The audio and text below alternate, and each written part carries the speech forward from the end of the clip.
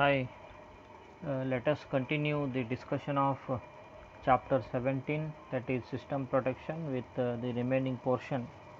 This is my second lecture of chapter 17. So, in the previous lecture on the same chapter, we saw the different protection aspects, the goals, principles we discussed, and after that, we also discussed how exactly the domain is implemented in Unix. So let us continue the discussion of domain implementation, and now we'll see how exactly the domain is implemented in the Multics system. So in Multics system it is something different. So here we have a diagrammatic representation of the domain implementation, and here as you can see here we have the circle, and here we have the number of rings, and here each ring represents a particular level of the access rights. So in this example, let us consider we have the two domains, that is di and dj, be the two domain rings, and if j is less than I, that indicates domain di is the subset of domain dj. So in this figure you can see this the innermost ring is nothing but ring 0, above that we have ring 1, above that we have ring 2, above that we have ring 3, so on up to last ring is ring n minus 1. So here how exactly the priority is set. Here the ring 0 is like owner, so it is having the most priority, and ring n minus 1 will have the least priority. So that's why in this case also, when j is less than I, then domain dj will be having the highest priority than domain di. So in this way the concept of domain is implemented in Multics systems. So next we'll discuss the access matrix. In order to organize, because till now we saw what exactly the access rights are, and how to define these access rights, or how to implement this domain in Unix as well as in Multics we saw. So now we'll see how to represent this, and one of the method of representing these access rights is nothing but the access matrix. As the name itself indicates, the access rights can be in the tabular form, that is this can be represented in the form of a matrix. So here when we have a matrix of the access rights, so the rows will represent the domains and columns will represent the objects. So domain means again it is a set of access rights that are available on the corresponding objects. So if we have already we know how to access the matrix. Whenever you access any element of that matrix, so each element of matrix will be associated with its corresponding row number and the column number. So here if we have access of ij, means an item at the ith row and jth column is the set of operations that a process executing in domain I can invoke an object j. So as we saw, the rows indicates domains and the columns indicates the object. So access of ij indicates the ith domain and jth object. So here this indicates the set of operations that a process executing in domain di can invoke or can perform on object j. So in this way the access matrix can be represented. We will see one example of access matrix. So this is an example of an access matrix. So as we saw, the rows indicates the domains and the columns indicates the objects here. So the objects in this example are F1, we have F2, F3 and the printer. So as we saw, the objects may be the processes, these may be the different devices, these may be the files and so on, whatever the things which can be shared among the number of users or the processes. So here these are the objects here, F1, F2, F3, and here we have one specific object also, that is a printer, and this side we have the domains, that is d1, d2, d3, d4, and we know that domain represents the set of access rights. So here whenever a particular process is executing or a user is doing some work, so he may be a part of any of these particular domain. So we consider this example. So you can see the content of these matrices also. So here these will indicate the particular operations that can be performed. You consider this example. So this read is corresponding to domain D1 and the object F1. So this indicates any user or any process that is a part of domain D1 or that is executing in domain D1 is able to perform the read operation on the object F1. Same thing is true for the processes or the users that are executing in the domain D1 on the object F3. Similarly, for this printer, the obvious operation will be to print, and only the processes or the users that are executing in domain D2 can perform the print operation on the printer. So you can observe here, not the processes or users that are member of D1, D3, D4 can execute the perform the print operation on the printer. Only D2 members can perform the print. Similarly, we have the other access rights also, like for the processes that are present in D3, so they can perform read operation on F2, but this is not possible for any other domain processes. Similarly, we have an execute operation here. So the processes that are member of D3 can perform the execute operation on the object F3 and so on. So in this way we can use an access matrix to represent or to systematically store the access rights in the form of domains and the objects, and we can show the corresponding relation among these. So next we'll see some special cases of this. So now we'll see the access matrix with the domains as the objects. So in the previous slide we saw only this part. Okay, so here we had the domains on the as the rows and the columns objects as the columns, but there may be the situation like whenever a process is executing in one domain, want to switch from one domain to the another domain. Getting? So whenever a process is executing in one domain, so in order to accomplish some task, so temporarily or permanently he may want to switch from one domain to the another domain. So for this also the corresponding process should have the permission to leave from one domain and to enter into the another domain. So that's why here, so that permission can also be listed in this access matrix. So that's why here along with these objects we have the domains itself as the objects. Means here till now in the previous slide we saw that the domains will be the rows, but here in order to indicate which process can move from which domain to which domain, so we can represent the domains as the objects also. So that is shown here. So along with these objects F1, F2, F3 and laser printer, so we have four more objects, that is D1, D2, D3 and D4. So here for these domains, so from domain D1 to D1, so obviously there should not be any permission, because whenever a process is executing is D1, so there is no question of changing from D1 to D1, it is meaningless. So that's why usually the diagonal elements will be empty. So after this we have to just observe this, that is here the operation is switch and the corresponding row is D1 and the corresponding column is D2. So here the switch means this indicates a process that is a member or that is executing in domain D1 can move to the domain D2. Hope it is very clear. A process that is executing in domain D1 can move to domain D2, because here we have the switch access, but this is not true from D1 to D3. From D1 to D3 the cell is empty, means a process that is executing in D1 cannot switch to D3.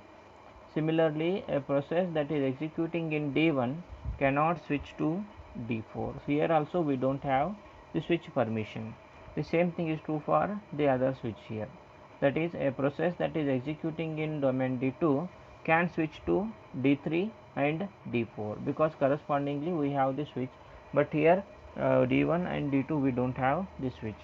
But here you see D3, a process that is executing is D3 cannot switch to any other domain. We don't have any switch permission at all.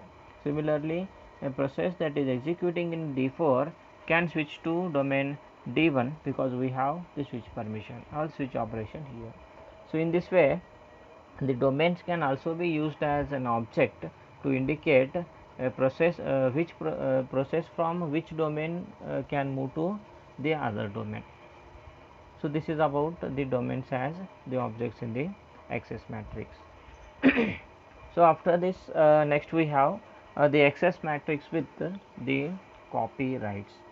So already you are aware of this. Copyrights means which is going to regulate the copy operation. Like whenever we know that in the access matrix we will be listing out the different operations that are possible from a process executing in the domain on the corresponding object. But sometimes it may be necessary, or it may be possible also for a particular process to copy the access right from one domain to the another domain, or from one process or from one object to the another object. So that's why in order to copy the access right from one domain to the another domain also, that should have the corresponding permission. So that's why to indicate whether a particular copy permission or a permission to copy the access right is present or not, we have again one more method or one more way of denoting the same, and that is done by a star symbol or the asterisk symbol on the corresponding access permission. So here we have the two access matrix, that is A and B. So we'll consider the matrix A, and here you can see here the two entities have the star or the asterisk on them, that is here the read which corresponds to D2 to F2 and write which corresponds to D1 to F3. So as I told you, here whenever we have a star or the asterisk on the corresponding particular operation, that indicates this operation can be copied to the another domain. Remember, whenever we have a star or the asterisk on the corresponding access permission or the operation, this indicates this operation can be copied from one domain to the another domain. That is, it is possible to have to copy this inside the same column. Remember this. Means here you can observe, you just compare this A and this B, the both the matrices. So the F1 column remains same, but if you consider the F2 column, the F2 column was having only one entity, that is from D2 to F2. But here as this read is having star, so it is possible to copy this read operation from domain D2 to domain D3. So that is done here. So in the first matrix from D3 to F2 it is blank, but in the second matrix we have a same operation from D3 to F2, that is read here. Okay, so that's why as I told you here the copy can be performed only vertically, not horizontally. So here, so that's what when the particular process that is executing in D2 is able to perform the read operation on F2, then the similarly it can be copied to the processes in the other domain, but the object will be same. So similarly you consider the next, there is no change here. So although this write is possible to be copied, means here although it is not done, but if you want to, you can copy this write operation from D1 to D2, or if required you can copy from D1 to the D3 as well. So in this way the copy writes can also be denoted, or in other words which operations can be copied and which cannot be copied can also be denoted by using this matrix. Okay, so after this we have access matrix with owner rights. So as you can see, along with the different operations like read, write, execute, you can have the owner access permission also for a particular domain. So you consider this first matrix example. So here for domain D1 is having owner permission on F1.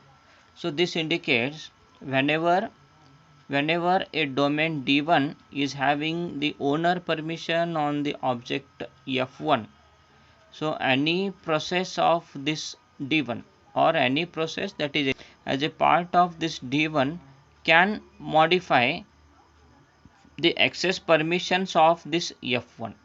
Means it can change, any process of this domain D1 can change any of the access permissions that are listed in this column, that is F1. Understood? It may be for the other domains also, or it may be for the same domain, provided here if the domain D1, so any if this D1 is having the owner permission on F1, so any process that is executing as a part of this D1 can change the access permissions of this F1. Means this is for the entire column. Okay, so that's what you can observe in this second matrix. So as this D1 is having owner on F1, so here one of the process that is executing as a part of this D1 has removed this execute permission from this D3. So that's why as a result in the second matrix you can see we don't have the D3 don't have the access execute permission on F1. Similarly, D2 is having the owner permission on F2, means any process that is executing as a part of this D2 can modify the access permissions of this column, that is access permissions on object F2. So as a result here you can see along with this read and owner, this D2 is having write permission on this F2, write permission on this F2. Along with this it has added one more extra permission to D3, that is write permission on F2. This was not there previously. This has happened because D2 is having the owner permission on F2, so that any process that is executing as a part of this D2 can modify the access permissions on object F2. Similarly, D2 is having the owner permission on this F3, means any process that is executing as a part of this D2 can change the access permissions on object F3. So here as a result you can see D3 was not having any permission on F3, it is modified to D3 to have write permission on F3. So in this way this owner access right can be assigned for a on particular domain on the object. So whenever this owner permission is given, so it is possible for any process corresponding to the corresponding to the domain which is having the owner permission change the access rights of the object to which the owner permission is there. So after this there is one more flag or the one more access permission, that is control access permission. So whenever this control access permission is given, so we saw that in the previous slide the owner permission, it is going to change the values in a column, means it is going to change the values of a particular object. But here when we have a control operation, it is going to change the values of a particular row, means it is going to change the values of a particular domain. Means in other words, the owner operation is related to the permissions of an object, and the control is going to change the access rights of a particular domain. So you consider the previous example where we saw how the domains can be used as the objects. Okay, so here let us add a control operation on D4 by D2. So when this D2 is having control operation on D4, so it is possible to change the access permissions of this D4 by any process that is executing as a part of this D2. So as a result you can observe the permissions of D4 from first matrix to the second matrix. In the first matrix, D4 is having read write permission on F1, but here you can see in the second matrix, D4 is having only write permission on F1. The read permission is taken off. Similarly, D4 is having the read write permission on F3, but in the second matrix, D4 is having only write permission on F3. The read permission is taken off. So in this way, this control operation can be used to change the access rights of a particular domain. So it will be applicable to all the processes that are executing as a part of this domain. Thank you.